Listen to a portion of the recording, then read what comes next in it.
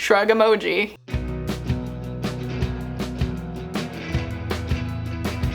Hello friends, my name is Emily, I'm the Bi, and today we're going to talk about 2020 creative plans and also media plans for the coming year. So I have a handy dandy little list that I made of the things I want to accomplish in 2020, and some might say that's a resolution.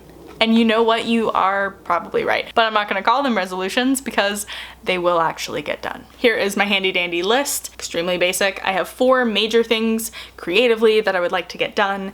I have 2 things that are kind of additional. One of which I know will never get done this year, but I'm aiming towards it, trying to work towards it. I also have a general goal for my YouTube channel, and then I have 3 things for all the media that I consume. I keep track of a lot of information depending on the medium, so for film, I keep track of who wrote it, who directed it, where I watched it, how I consumed it, whether it was in the theater or on a streaming platform, what streaming platform. And then I also keep track of the marginalized status of the writer and the director. And then for TV shows, I keep track of how long it is, what network it's on, and also what day I watched it on. I don't know why television is the only one that I pay attention to the day that I watch it on, but I always have, so we soldier on. And then for books, I keep track of the author, the illustrator if it's a comic, and then the marginalized status of it as well. And then for any novels, I keep track of how many pages it is because I like having a total of how many pages I've read. The only one of those 3 things that I ever count reconsumption of, because everything is new media with the exception of books,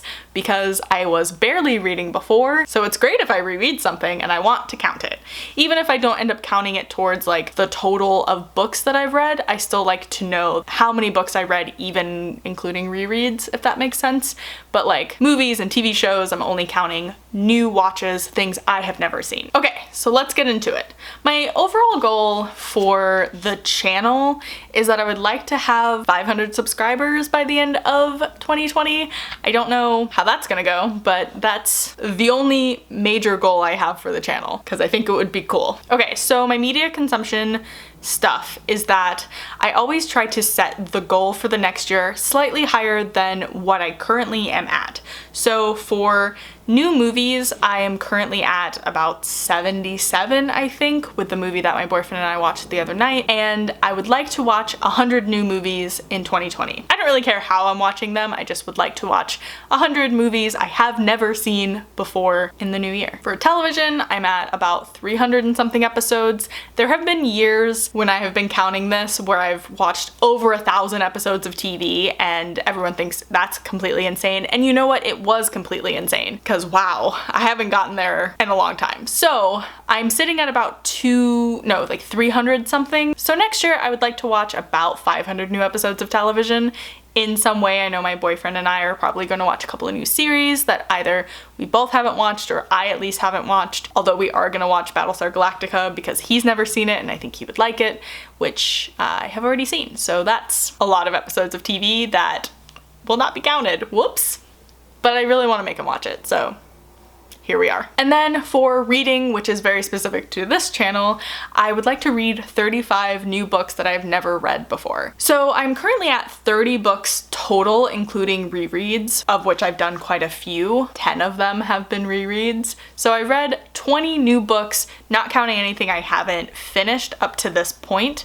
And so I would just like to read at least 35 books I've never read before in 2020. I'm hoping I kind of skyrocket past it, honestly, but I like to set my goals kind of low so that you can succeed even harder when you succeed. That's the dream anyway. I have probably 5 books that I'm going to finish in January alone, so my hope is maybe I read 5 to 6 books every month, including comics. We'll see how it goes. I'm hoping it goes 35 books well. Let's move on to my actual creative goals. So, hello, I am a writer. I studied screenwriting in college and I also have always wanted to be an author, and so those are 2 things that I'm trying to juggle right now and do. And so all of my creative goals for 2020 are all writing goals. I only have 4 writing goals this year, and I think that's okay because I get overwhelmed sometimes when I try to put too much on my plate. I either don't know where to start or I just shatter at the mere thought of having to do everything and then procrastinate and then nothing gets done, or like one thing gets done kinda. So I think 4 things is a pretty good number, especially given the fact that all of those things are very time-consuming things. And so here they are. Number 1, I would like to finish a second draft of my National Novel Writing Month book, Holy Rattlesnakes, which I'm very in love with, and I still need to finish a couple of scenes. I probably have about 10K left to actually write, but I want to have a second pretty solid draft that I actually feel okay sending to my friends to get notes on, because I'm not going to send them whatever the fuck I wrote in November. It's just not happening. It's okay, but also gratuitous and kind of like it's too many words, and the sex scenes are too explicit because I needed words and I just got very detailed. And you know what? My friends don't need to read that. That's fine. I think the sex scenes will probably stay pretty explicit because I think it's going to be like a new adult romance, but they don't need to be as explicit as they are, I think. Number 2, I want to finish a screenplay version of Holy Rattlesnakes. So, Holy Rattlesnakes is the story of Nikki and Ryan. Main character is Nikki, and then Ryan is like the romantic interest, and they were best friends who started fooling around and started kind of dating in high school. It was the late 90s in a very southern town, the town I grew up in, and abruptly they stopped talking. Like Nikki stopped talking to Ryan on the day of graduation or right before graduation, and they haven't seen or heard from each other since then. And now it is the high school reunion. 10 years, baby! And so it's kind of this flashbacky thing of like what their relationship was, and also set over a weekend of them as adults kind of dealing with it and talking about it and going through it, my dude. And so the original concept for Holy Rattlesnakes was going to be, I think initially a TV show, but it wasn't about these characters. I just wanted to write like a southern queer high school show, and that I kind of hit a wall with it. And then I was like, well, I'll write a movie maybe. And the idea for Holy Rattlesnakes happened because I was writing a treatment for a writing program that I was applying for, and I really, really liked the idea of it, but I also knew that I wanted to do National Novel Writing Month this year, and I decided that I would write it as a novel, kind of get to know the characters and kind of get to know the nitty-gritty, maybe boring, but hopefully not boring aspects of like the day-to-day of their story and their lives. And then I was like, well, I can finally write it as a feature once I get done with that and kind of know the true trajectory and know the characters, and so that's what I would like to do. I would like to have a polished draft of the feature in 2020 as well. So I'd like to have a pretty readable version of the novel, and then I would like to have a very readable, I'm submitting it to festivals, maybe not festivals, but like programs and stuff version of the script. Those are my goals for that story. One of my other goals is that I would like to write a pilot again. I haven't written a pilot in a really long time, and I have the beginning drafts of an outline of like a treatment for a pilot that I think would be really good, or at least very interesting, and I would like to kind of flesh that out and write a readable draft, probably a second or like get to a second or third draft of it by the end of the year, because I would like to write TV, so I need to fucking write TV. That story is also queer. It is about 2 princesses who are caught in the middle of a war between their kingdoms, and one of them is like trying to deal with what happens when she is now supposed to be queen, but she has to fight her way back to her kingdom with an enemy turned lover, female love interest, who is also a princess. I love them, and I just need to finish writing the outline because I think it will be good. And then the final thing that I definitely want to do in 2020 is that I would like to write a short film and actually shoot it. So I have a complete idea for this short film because it is the idea that I had for a pilot that I did a full treatment and outline for, that my friend Izzy and I co-created, and I decided, and I talked to her about it, that I wanted to make it into a short film. It'll probably be about the length of what the pilot would have been, because it would have been for network television. But I think that the story that I actually want to tell with this script and with these characters might be better suited for a feature instead of a TV show. So I wanted to do a short film, both to just kind of get them out of my system and play around with them, but also as like a proof of concept for a feature maybe, you know?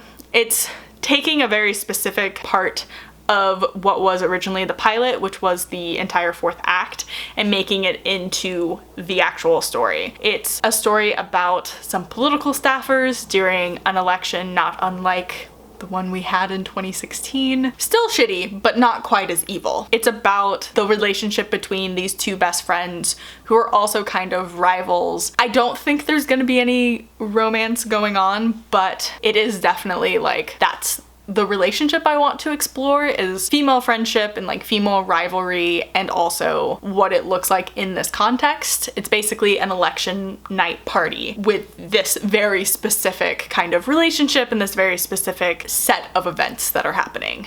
And I also want to shoot it because I haven't shot anything since I moved to LA 2.5 years ago, and it makes me really sad to not have anything new to put on my reel. So I would like to shoot it. I think I'm going to direct it. This is my goal. This is my dream. I haven't directed anything since college, and I didn't really like the directing style that our directing professor had, and so I didn't want to like direct for him, you know? I didn't want to like have to deal with that, so I just didn't, which is not the greatest in terms of learning. I should have just tried, but I took the easy way out and did not. And so all I did was write, which is fine because I like writing. But I want to direct this one because I want to see if I actually like directing. I think that I will, but I would like to definitively know if I actually do or not. And I think that this story in particular would be a really good way to figure that out. And then finally, the last two things that I have on this list, which are sort of far out. One is completely not gonna happen this year, but I would like to set stuff in motion to make it happen in the next couple of years, and then the other is really just based on timing. The thing that is based on timing is that I would like to maybe write an episode of Roswell, New Mexico, like a spec episode that I can use to apply for the writing fellowship programs. Also, I really love that show, and I would love to just fuck around in the world, even if it doesn't go anywhere. Everybody watch Roswell, New Mexico. They have an amazing bisexual character. I love Michael so much. Oh my fucking god. So good. Also, guess what? The straight couples, really fucking good too. And then the goal that's like kind of far out, that definitely isn't gonna happen this year, but I wanna set stuff in motion for it, and I think the making of the short film that I am going to make will help set this stuff in motion, is that I want to make a proof of concept short for this feature that I have already written and that I love so dearly, called The Last Weekend, which is a Lovecraftian horror teen film that I wrote a while ago that I've been doing revisions on for the last year and a half or so, maybe, oh no, 2 years? 2 years maybe. I think I wrote it in December 2 years ago. And I love it dearly. It's gone through a lot of growing pains and like title changes. It used to be called The Lodge, but there's another movie coming out called The Lodge, so I had to change it, and it's kind of gone through a bunch of iterations, but it's currently called The Last Weekend.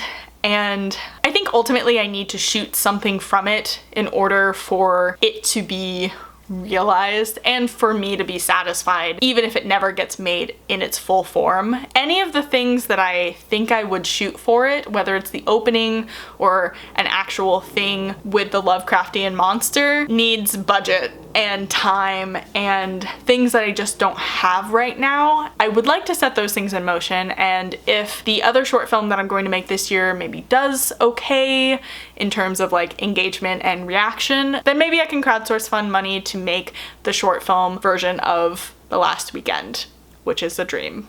God, I would love that. I still don't know what part of it I would shoot as proof of concept, but man, I would love to just get some of that shit on screen. It's so much fun. It was so much fun to write. It's always fun to edit. It's fun to read. Tooting my own horn, but I really fucking love that story. So I would love to, in the next 5 years, actually make that short film and make that proof of concept. Because even if it never gets made as a feature, if I have something short that I'm proud of that came from that story, I think I will be satisfied that it's been made in some way, and it would just make me a lot happier. Those are my plans for 2020. Creative, media, a tiny plan for this channel, which isn't a plan, it's more of a hope and a wish and a dream. Let me know down below what your creative plans are for 2020, and if you are a writer and you want a buddy to read some of your stuff, to give you notes, I think I'm an excellent note giver. I always said that if I don't end up being a screenwriter, I think I could really be a development person. Like, it's one of my, like, giving notes is one of my great joys. I think the same could be said for, like, being an editor. Like, I could probably be a good editor if I, like, worked at it, if I don't ever make it as an author. Although a lot of people do both, so, you know.